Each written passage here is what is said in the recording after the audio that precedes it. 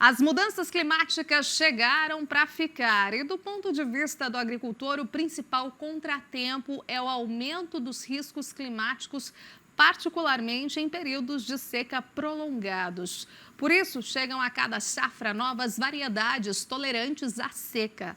Vamos falar ao vivo com um membro do Conselho Científico Agrossustentável, Décio Luiz Gazzoni. Oi, Décio, bom dia, bem-vindo aqui à nossa edição desse início de semana que é o nosso Bem da Terra.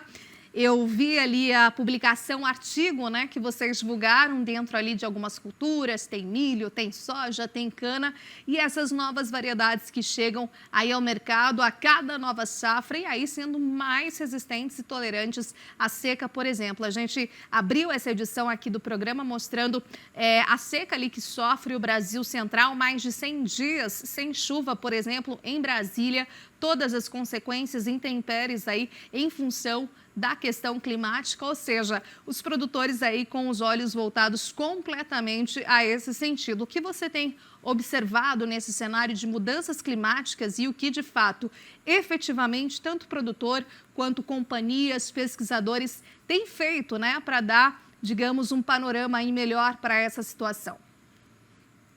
Muito bom dia, Renata. Bom dia a quem nos acompanha aí no seu programa. Olha, o que a gente tem observado é o seguinte, provavelmente 2021 ficará marcado na história como aquele ano em que as mudanças climáticas deixaram de ser previsões de cientistas, deixaram de ser modelos matemáticos, deixaram de ser alertas e definitivamente elas chegaram para ficar, seja no campo, seja na cidade. É só a gente olhar o que aconteceu no Nordeste, nas cidades do Nordeste brasileiro, o que está acontecendo nesse exato instante na Europa, mas obviamente o que nos preocupa, nós que lidamos com agronegócio, são os efeitos sobre o agronegócio. Você referiu aí os mais de 100 dias de seca no Cerrado.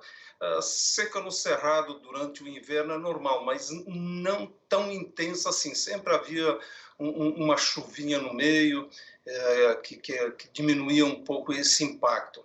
E revertendo um pouco, nós tivemos também o contrário. Nós tivemos chuva na região do Cerrado durante a colheita de grãos, quando nós esperávamos um período de seca que permitisse uma colheita mais fluida. E na prática mesmo, infelizmente, as notícias não são boas. As previsões dos institutos de climatologia estão mostrando que o efeito de Laninha continua na próxima safra, já é o terceiro ano seguido, não havia registro na história de 3 anos seguidos, ao menos nas últimas décadas, desde que nós começamos a acompanhar, e isso, infelizmente, aponta novamente para uma seca muito forte nos estados do Sul, Rio Grande do Sul, Santa Catarina, Paraná, até Mato Grosso do Sul, o que não é nada bom. Exatamente, o que você comentou, os efeitos do Laninha aí seguindo mais uma vez essa mesma tendência e a gente acompanhou como já resultados que implicaram uma quebra significativa na anterior. Então, agora, novamente, de novo, toda essa situação. E, claro, a gente sabe também como que as companhias e os produtores rurais vêm trabalhando para tentar trazer um equilíbrio melhor a cada nova safra. E não seria assim se a gente não visse ali a capa do Estadão de hoje, que hoje deu destaque ali para o agronegócio brasileiro, falando do milho, milho segunda safra aí, segundo o último levantamento, estimativas da Conab, aí com elevação de 44% frente à safra anterior, virou de fato o que eles falam, um safrão, não é mais safrinha, já deixou de ser safrinha há muito tempo.